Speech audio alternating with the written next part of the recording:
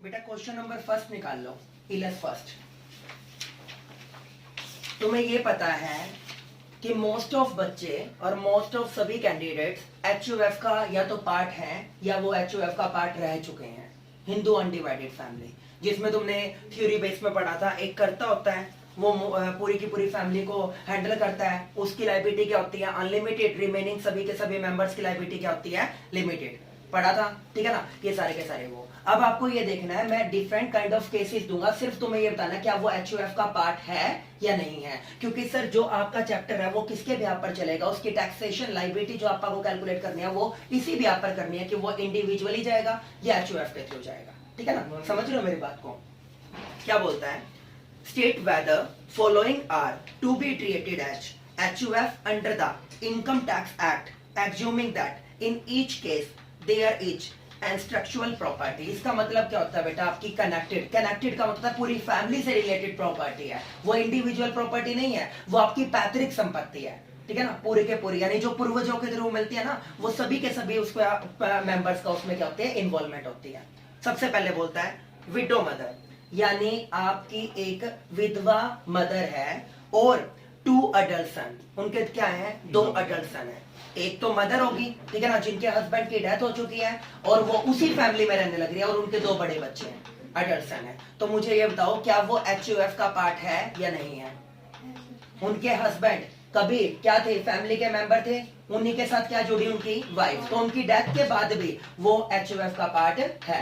आपको ये देखना है बेटा, क्योंकि जब तक आप ये नहीं पता लगाते कि वो एचयूएफ का पार्ट है या नहीं है, तब तक आप क्या नहीं कर सकते? टैक्सेबल लायबिलिटी के कैटेगरी को पूरा नहीं कर सकते। उस क्राइटेरिया को पूरा करने के लिए जरूरी है। सेकंड में क्या बोलना? 2 विडो। पहले क्या थी? एक। अब सेकंड केस में क्या बोलता है? 2 विधवाएं आपकी ऑफ 2 डिजीज ब्रदर। इसका मतलब आप पार्टनरशिप में पढ़ते थे ना, डिजीज पार्टनर, तो वो जा चुके हैं। इट मींस उनकी डेथ हो चुकी है। उनकी डेथ के बाद 2 भाइयों की डेथ के बाद उनकी 2 वाइफ जो आपकी दोनों विधवा हैं, क्या वो एचयूएफ का पार्ट है या नहीं है? एचयूएफ का पार्ट है डेफिनेटली। तो ये भी कवर करेगा। Husband and wife having no child, अभी अभी जस्ट मैरिज हुई है उनकी और वाइफ और हस्बैंड का जोड़ा है जिसको आप स्पाउस बोलते हो, बट उनका क्या नहीं है? उनका क्या नहीं है? चाइल्ड नहीं है। ठीक है ना? चाइल्ड होना ना होना मैटर नहीं करता, वो दोनों तो है ना। yes. तो वो एचयूएफ का पार्ट है। ठीक है, बिल्कुल है सर। फिर बोलता है 4 ब्रदर्स ऑफ द एज, एक है 25 साल का, एक है 22 साल का, एक है 16 और एक है 12। इसमें माइनर और मेजर मैटर नहीं करता, छोटा या बड़ा मैटर नहीं करता। मैटर क्या करता है? क्या वो एचयूएफ का पार्ट है या नहीं है? भाई है तो वो एचयूएफ के साथ कनेक्टेड होंगे या नहीं होंगे? ठीक है ना? चाचा ताऊ भी तो होते हैं सारे के सारे। फिर बोलता है 1 male member and A window of disease brother. एक तो मेल मेंबर है और एक क्या है? विधवा है, उसका भाई जो गुजर चुका है उसकी वाइफ है। ठीक है ना? और वो एक फैमिली में रह रहे हैं। क्या वो स्टूडेंट एचयूएफ का पार्ट बनेगा? बनेगा। ठीक है जी, बिल्कुल बनेगा। फिर अंकल एंड नेफ्यू, चाचा भतीजा, चाचा भतीजा, ये तो प्योर आएंगे। ठीक है, एक ही फैमिली में मदर है, सन है और सन की वाइफ है। ठीक है ना? इसका मतलब आपका बेटा, बेटे की वाइफ और मदर। ठीक है, एचयूएफ में आते हैं। ओके। फिर बोलता है इसके बाद brother, unmarried sister and widowed mother. बेटा मैरिड सिस्टर क्या हो जाती है? आपके जो राशन कार्ड होता है, जैसे उसकी मैरिज हो जाती है तो उसका कनेक्शन क्या हो जाता है? दूसरी फैमिली के साथ जुड़ जाता है। उसका जो आपका सारे के सारे जो राशन कार्ड का रिकॉर्ड है वो उसके फादर वाले राशन कार्ड से कट होकर कहां पे चला जाता है? हस्बैंड वाले में। ठीक है ना? उसके साथ कनेक्शन हो जाता है। उसने बोला अनमैरिड सिस्टर। कौन सी सिस्टर है वो? अनमैरिड। तो अनमैरिड सिस्टर का जो भी आपका क्राइटेरिया होगा उसको पूरा करने के लिए आप क्या करोगे? उसको जब तक उसकी मैरिज नहीं होती, वो आपकी फैमिली के साथ जुड़ी हुई है, मदर ब्रदर हो गया, अनमैरिड सिस्टर हो गया और विडो मदर हो गई, तो तीनों के तीनों किसके साथ कनेक्टेड है? एचयूएफ के साथ। फिर बोलता है husband, wife and unmarried daughter. Unmarried daughter है बेटा, हस्बैंड, वाइफ, ठीक है ना, और उनकी अनमैरिड डॉटर। अभी उसकी मैरिज नहीं हुई, अभी तो एचयूएफ है। मैरिड होने के बाद किसी और के साथ जुड़ जाएगी। फिर बोलता है ए विडोड मदर, एक विडो मदर है। क्या बोलता है वो? एक विडो मदर है। ठीक है ना? मैंने बोला एक विडो मदर, मैंने ये नहीं बोला कि विडो मदर के साथ किसी और का कनेक्शन है। ये इंडिविजुअल बताया गया। अभी क्या बोला बेटा उसने? इंडिविजुअल। अगर वो बोलता ना साथ में कोई भी अनदर भाई हो गया, बेटा हो गया, कोई और, कम से कम भी 2 मेंबर तो चाहिए ना। वो इंडिविजुअल है। क्या आपका पूरी फैमिली खत्म हो चुकी हो, अकेली रह गई हो, तो वो इंडिविजुअल का पार्ट कहलाएगी, ना कि एचयूएफ का। मैं टैक्सेबल लायबिलिटी निकाल लूंगा बट इंडिविजुअल के केस में, ना कि है मदर का सर। मदर लिख रखा है ना बेटा, ना तो कोई बच्चे बताए ना कुछ और बताया। बच्चे तो हो गए सर, मदर ही होगी सर।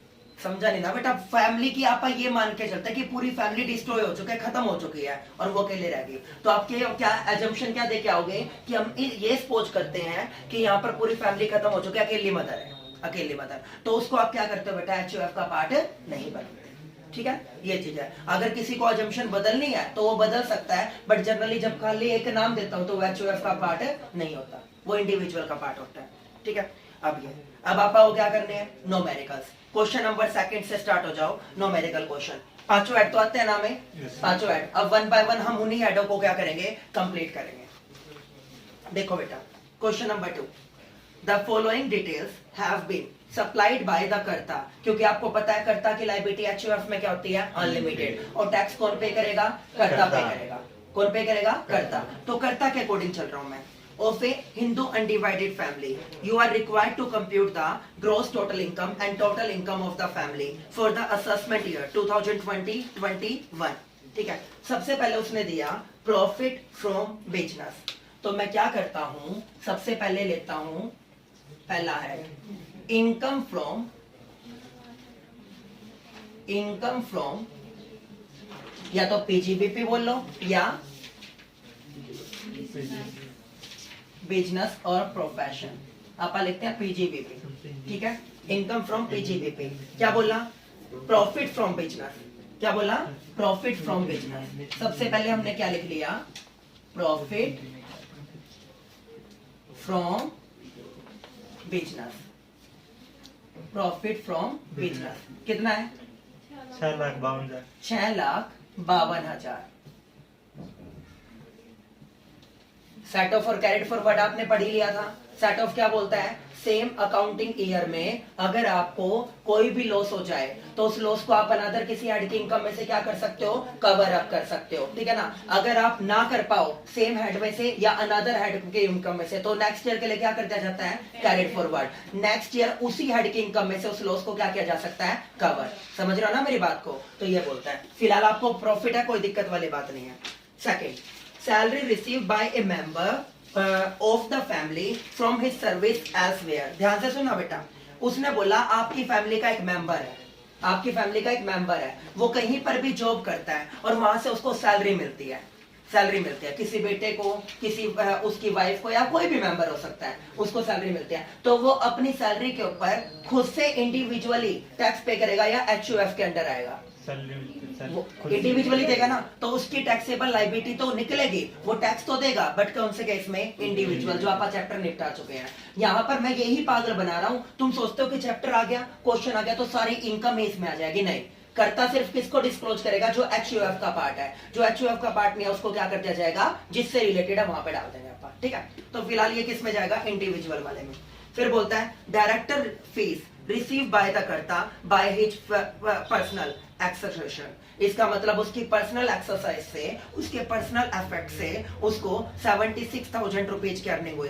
बेटा इस इनकम के ऊपर कर्ता खुद पर्सनली टैक्स देगा या कहते हैं वो HUF का पार्ट बनाएगा, पर्सनली देगा तो वो भी उसका इंडिविजुअल पार्ट होगा। फिर बोलता है annual rental value of the property let out, property let out annual rental value है, ये किसको कवर करेगा, इनकम फ्रॉम हाउस प्रॉपर्टी को, income from house property, income from house property. क्या लिख दिया बेटा मैंने, रेंटल इनकम। रेंटल इनकम बताइए सबसे पहले कितनी है, सबसे पहले कितनी है, 12,000। उसमें से अगर आपको म्युनिसिपल टैक्स दे रखा है तो म्युनिसिपल टैक्स क्या कर देंगे आप, लेस कर देंगे। 1,000 कितने का है, 1,000 का। सारा प्रोसीजर पता है ना, किस तरह करते हो, ये आ गया। सर आपका क्या आ गया यहाँ पे आपकी आ गई एनुअल वैल्यू, क्या आ गई, एनुअल वैल्यू। एनुअल वैल्यू कितनी आई, 11,000। सर आपने बताया हुआ है दो आपको डिडक्शन एप्लीकेबल होती है सेक्शन 24 के अंदर, एक तो इंटरेस्ट ऑन लोन की होती है बेटा, और दूसरी किसकी होती है आपकी, 30% स्टैंडर्ड डिडक्शन। तो सबसे पहले मैं लेस करता हूं, लेस स्टैंडर्ड डिडक्शन 30% निकाल दो बेटा, कितना आ गया, 3,300 लेस इंटरेस्ट ऑन लोन है कमल नहीं है, तो इसको लेस कर दिया सर आपने, क्या निकल गया आपके इनकम फ्रॉम हाउस प्रॉपर्टी, कितना आ रहा है 7700। यहाँ तक ओके है, ठीक है, कर दिया, ये भी हेड निपटा दिया आपने। फिर आगे चलते हैं, फिर बोलता है वो मेरे को dividend received. Sir dividend received बताओ किसमें आता है, डिविडेंड रिसीव्ड आता है सर आपका अदर सोर्सेज। तो अगला कॉलम मैं बनाने जा रहा हूं इनकम फ्रॉम अदर सोर्सेज का। किसका बना रहा हूं बेटा, इनकम फ्रॉम अदर सोर्सेज का। क्या गया बेटा, डिविडेंड रिसीव्ड, क्या गया, डिविडेंड रिसीव्ड, कितना है डिविडेंड रिसीव्ड। क्यों अजम्प्ट हो जाएगा सर, आपने बताया हुआ है अगर इंडियन कंपनी का आपको डिविडेंड रिसीव्ड है तो वो क्या होगा, अजम्प्ट होगा, क्योंकि उसके बिहाफ पर कौन टैक्स पे करती है, कंपनी ऑर्गेनाइजेशन, ठीक है ना। आपके जो शेयर होल्डर होता है उसके लिए क्या होता है, अजम्प्ट, क्योंकि गवर्नमेंट क्या करती है, बताया हुआ है ना, गवर्नमेंट का मेन क्या मोटिव होता है, इंडियन कंपनीज में इंडियन इन्वेस्टर का पैसा इन्वेस्ट करवाने का, ठीक है ना, ये चीज होती है। किसका टैक्सेबल बताया था सर आपने, कोऑपरेटिव सोसाइटीज का और फॉरेन कंपनीज का। फिलहाल तो कुछ भी पेपर में ना गिवन हो तो क्या सपोज करोगे, इंडियन कंपनी है, तो मैंने लिखा नंबर लेने के लिए, समझाने के लिए मुझे नॉलेज है, मैंने यहाँ पे एडजस्ट कर दिया। उसके बाद बोलता है बेटा long term capital gain from transfer of building. बेटा आपको बिल्डिंग ट्रांसफर करने से लॉन्ग टर्म कैपिटल गेन हो गया, तो अलग से कोई हेड बना ले, अलग से वो इनकम फ्रॉम कैपिटल गेन, क्या कर दोगे, income from capital gain, bracket में लॉन्ग टर्म कैपिटल गेन, कितना बेटा 30,000। कर सकते हो क्या, कोई दिक्कत नहीं है, ओके, ये कर दिया बेटा। उसके बाद वो क्या बोला, donation to an approved charitable institution by cheque. Approved charitable institution को आपने क्या दे दिया, डोनेशन। सर ये पहले आप क्या करोगे, जीटीआई निकालोगे, आफ्टर दैट आप क्या करोगे, डिडक्शंस के लिए क्लेम करोगे, पता है ना, एटीजी के अंडर। अभी रुक जाओ, उसके बाद share of profit from A firm, share of profit from A firm. Sir आपने बोला था किसका, एओपी का शेयर, बीओआई का शेयर या फर्म, उनके ऊपर वो क्या करते हैं, वो इंस्टीट्यूशन खुद से क्या करते हैं, टैक्स पे करते हैं। फर्म की इनकम के ऊपर फर्म टैक्स पे करेगी, नेक्स्ट चैप्टर में पढ़ेगा इसके बारे में। आपके लिए क्या हो जाएगा, वो अजम्प्ट, वट एवर आप इंडिविजुअल होते हैं या आप एचयूएफ का मेंबर हो। मैं समझाने के लिए यहाँ पे क्या लिख देता हूं, शेयर ऑफ फर्म, नीचे क्या लिख दिया बेटा मैंने, अजम्प्ट। एक बार चेक कर लीजिए कोई पॉइंट मैंने छोड़ा ना हो, डिडक्शन को छोड़ के बस। सर ये शेयर ऑफ ये प्रॉफिट सर क्या, अदर सोर्सेज में कौन है, किसमें, अदर सोर्सेज, कौन से वाला, ये प्रॉफिट सर नहीं, फर्म का शेयर है ना बेटा, फर्म का मतलब क्या हो गया कि कोई बिजनेस रन करने लग रहे हैं तो इसीलिए उसमें आएगा। ये कर दिया बेटा, ये सारा का सारा काम करने के बाद अब चेक कर लो बेटा, सारा कुछ कर लिया ना तुमने, ओके। उसके बाद क्या निकाल लो, जीटीआई, क्या निकाल लो, जीटीआई। ग्रॉस टोटल इनकम बताओ कितनी आई, 7700 जोड़ दो, 6,52,000 जोड़ दो और 30,000, कितने आए, 6,89,700।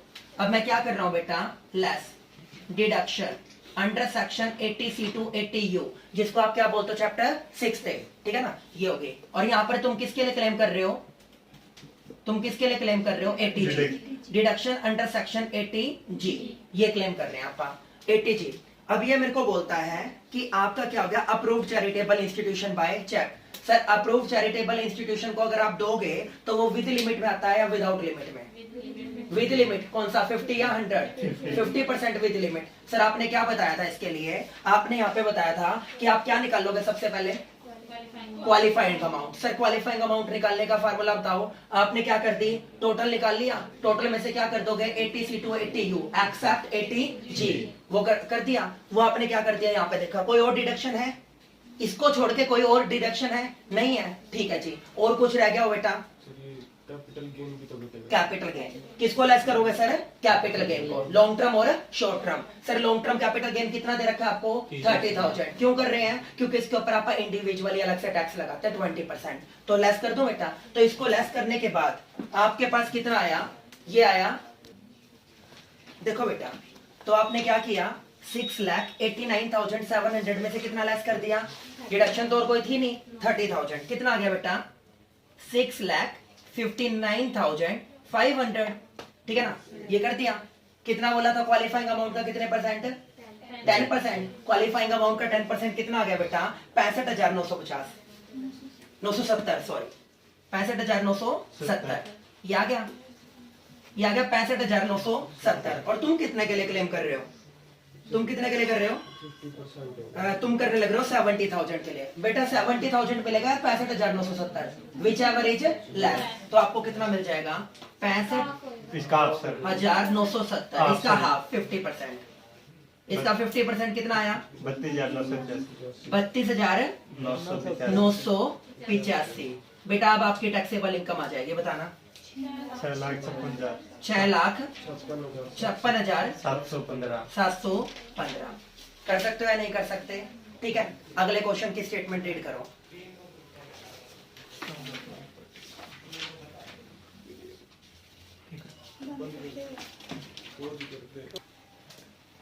क्वेश्चन नंबर 3 देखो बेटा क्या बोल रहा है from the following particulars compute the total income of A HUF for the assessment year 2021 सबसे पहले क्या आ गया इनकम फ्रॉम बिजनेस तो किसको कवर करेगा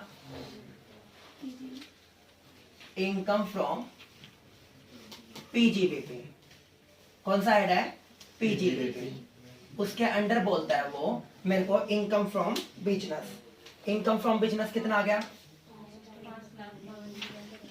इनकम फ्रॉम बिजनेस कितना बता रहे हो बेटा 5,52,000 क्लियर है 5,52,000 उसके बाद क्या बोल रहा है वो मेरे को फिर वो बोलता है कि salary received by A member of the family from his services elsewhere बता दिया बेटा ये किसका पार्ट बनेगा इंडिविजुअल टैक्स तो देंगे बट किसके ऊपर आप इंडिविजुअली वो टैक्स पे करेगा जो आपने इंडिविजुअल टैक्स लायबिलिटी कैलकुलेट की थी यहाँ पे इसका कोई खेल नहीं है डायरेक्टर फीस रिसीव बाय करता पिछले क्वेश्चन में भी आया था तो इसके ऊपर करता पर्सनली टैक्स पे करेगा अपना इनकम टैक्स उसके बाद एनुअल रेंटल वैल्यू तो इसके लिए दूसरा क्या कराओगे आप income from house property income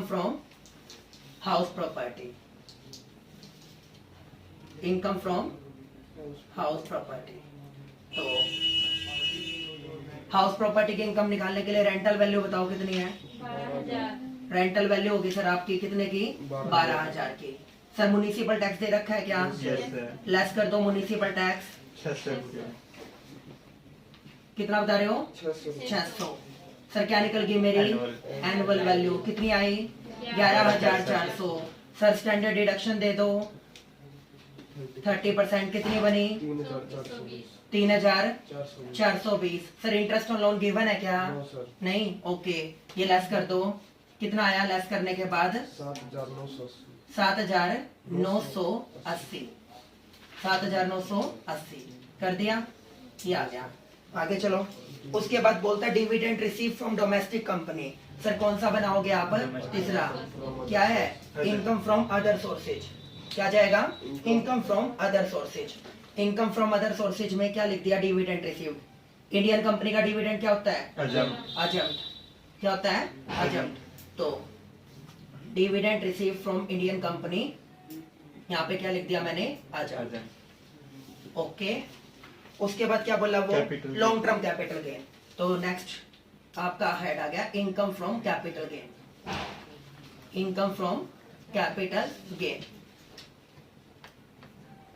short term और लॉन्ग टर्म दोनों है लॉन्ग टर्म कैपिटल गेन और short term capital gain long term बताइए कितना है sir long term capital gain है 9,880 शॉर्ट टर्म कैपिटल गेन बताइए 10,000 और कुछ लॉस वगैरह है नहीं सर टोटल कितना आ गया 19,880 ठीक है जी फिर वो बोला 1/2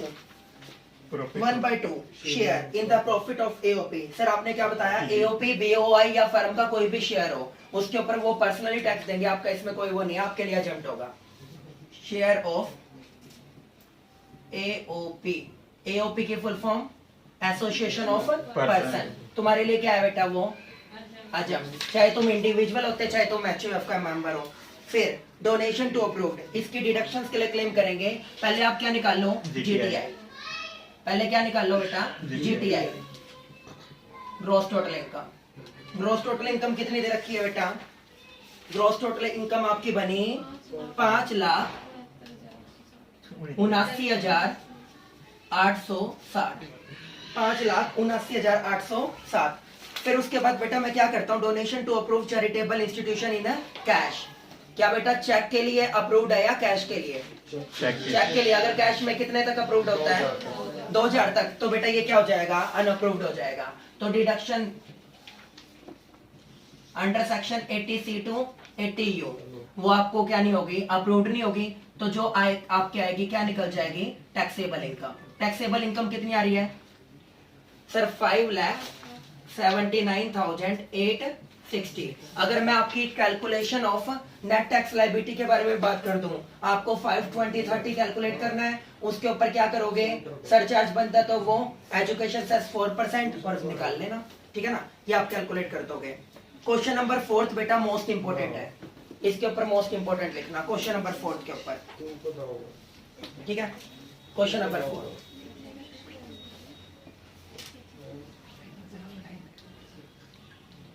क्वेश्चन नंबर 4 देखो। The following particulars have been submitted by Mr. Ram Lal in the capacity of कर्ता of HUF. Profit from family business. Family business से कितने का प्रॉफिट हुआ? 30,000 का। सर किस में आएगा ये? पीजीबीपी में। Income from PGBP, income from PGBP, income from business कितना बता रहे हो? इनकम फ्रॉम बिजनेस ये तुमने बताया मेरे को कितने का? 30,000 का। क्लियर है क्या? ये कर दिया। उसके बाद 30,000 का ये बताने के बाद आगे क्या बोलता है वो मेरे को? फिर बोला after charging an amount of 6,000, after charging an amount of 6,000 given as salary to karta brother who has help in family business. अगर कोई भी फैमिली मेंबर है वो अपने पर्सनल ईमानदारी से कोई भी काम करता है और उसमें कैपेबिलिटी है, आप उसको कुछ भी पे करोगे तो मैचिंग कॉन्सेप्ट के अंडर वो एप्लीकेबल होता है। ये नहीं है कि आपने अपनी टैक्स लायबिलिटी को गिराने के लिए काम किया है, तो वो काम करेगा तो सैलरी तो मांगेगा, रेम्यूनरेशन तो वो वैलिड है, ठीक है ना? उसके बाद क्या बोलता है कि चाहते हैं यहाँ पे उसको क्या करना? वापस एड बैक करवाना कि तुम गलत कर रहे हो। वो एप्लीकेबल है बेटा, तो 30,000 की इनकम ही डिस्क्लोज होगी। इनकम फ्रॉम सेपरेट बिजनेस, अब सेपरेट बिजनेस है 36,000 carried on by a brother of karta in individual capacity. Funds were provided to him by HUF. अगर उसके भाई ने अपना खुद का बिजनेस कर रखा है और एचयूएफ उसे फंडिंग करता है और उसका एचयूएफ के साथ फिलहाल अपने बिजनेस में कोई इन्वॉल्वमेंट नहीं है, तो उस फंड के ऊपर एचयूएफ क्या लेने का अधिकार है? इंटरेस्ट। क्या लेने का अधिकार है बेटा? इंटरेस्ट। उस बिजनेस की इनकम को आप कर्ता की या एचयूएफ की इनकम में इंक्लूड नहीं कर सकते। सिर्फ और सिर्फ आपको क्या मिलेगा? इंटरेस्ट। वो किस में मिलेगा? Income from other sources. तो आप ले लो इनकम फ्रॉम अदर सोर्सेज में, income from other sources.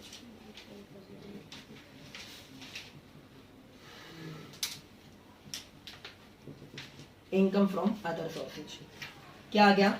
Interest received, loan provided to his brother. कितने का इंटरेस्ट बनता है बेटा? ये बनता है सर आपका 5,000, ठीक है? उसके बाद क्या बोला वो? डायरेक्टर फीस रिसीव बाय कर्ता कितने का? 5,000 का। एचयूएफ होल्ड 20% शेयर, एचयूएफ ने कितना होल्ड कर रखा है? 20% शेयर इन द कंपनी। कर्ता को जो डायरेक्टर फीस मिली है वो डायरेक्टर फीस क्या आपके एचयूएफ की इनकम में आएगी या उसके वो पर्सनल है? उसके ऊपर वो इंडिविजुअली टैक्स पे करेगा। आपको कंफ्यूज करने के लिए मैंने क्या बोल दिया? 20% शेयर किसका था? कर्ता का, ठीक है ना? एचयूएफ का। उसके बाद क्या बोलता है वो? Interest received on loan, loan के ऊपर इंटरेस्ट मिला बेटा 400 रुपए का। किस में आएगा? Other sources. Interest received on loan कितना आ गया? 400 रुपए। कितना आ गया बेटा? 400 रुपए। फिर क्या बोलता है वो आगे? लॉन्ग टर्म कैपिटल गेन कितना आ गया? 20,800। अलग से कॉलम बना लो बेटा इनकम फ्रॉम कैपिटल गेन का, अलग से कॉलम बना लो इनकम फ्रॉम कैपिटल गेन का। शॉर्ट टर्म भी है क्या? चेक कीजिए, शॉर्ट टर्म भी है क्या? नहीं है। फिर income from capital gain, income from capital gain, long term capital gain. आवाज आ रही है यहाँ पे? इनकम फ्रॉम कैपिटल गेन कितना है आपका? 20,800, 20,800। उसके बाद donation to a approved institution 8,000 by cheque which is approved under section 80G, दे देंगे बेटा 50% विद लिमिट के अंदर बाद में। फिर बोलता है रेंट ऑफ प्रॉपर्टी लेट 15,000, क्या निकालोगे? Income from house property, income from house property. Rental income कितनी है? 15।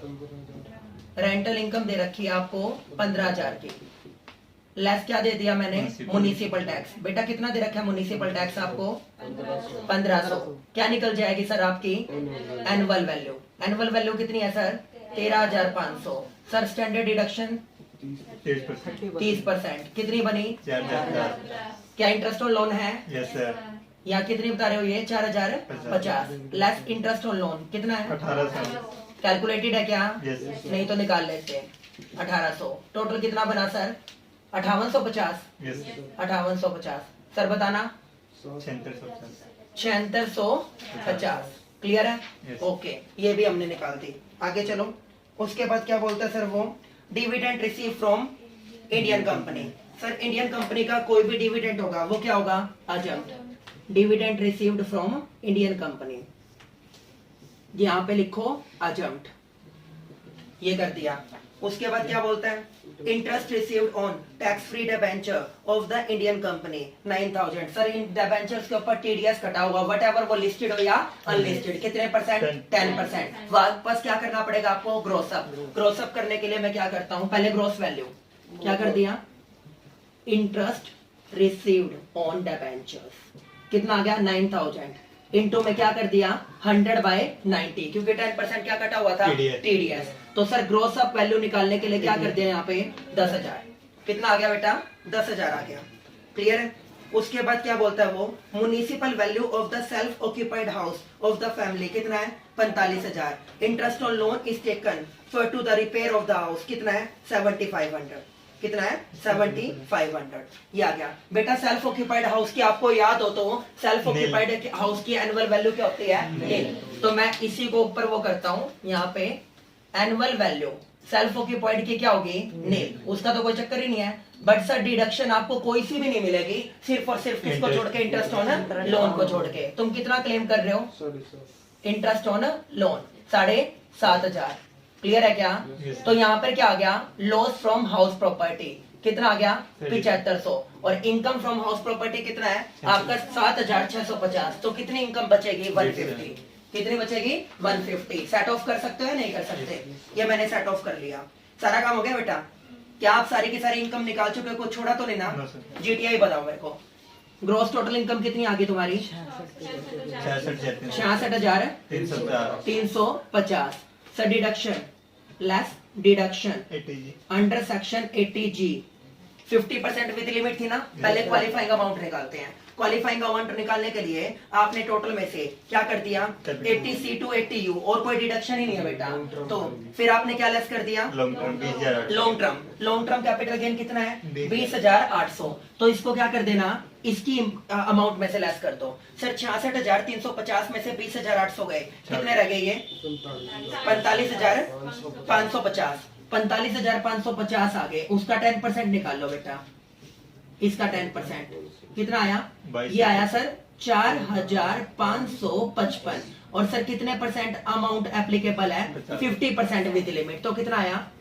2278। तो आपकी टैक्सेबल अमाउंट बताओ। 64,000। टैक्सेबल अमाउंट कितनी आ रही है? 64,072 रुपए। ये आपकी क्या निकल जाएगी बेटा? HUF की टैक्सेबल अमाउंट। ठीक है? क्वेश्चन नंबर 5 बिल्कुल इजी है। आज के लिए 5 तक ही करेंगे आपका। ठीक है? ओके।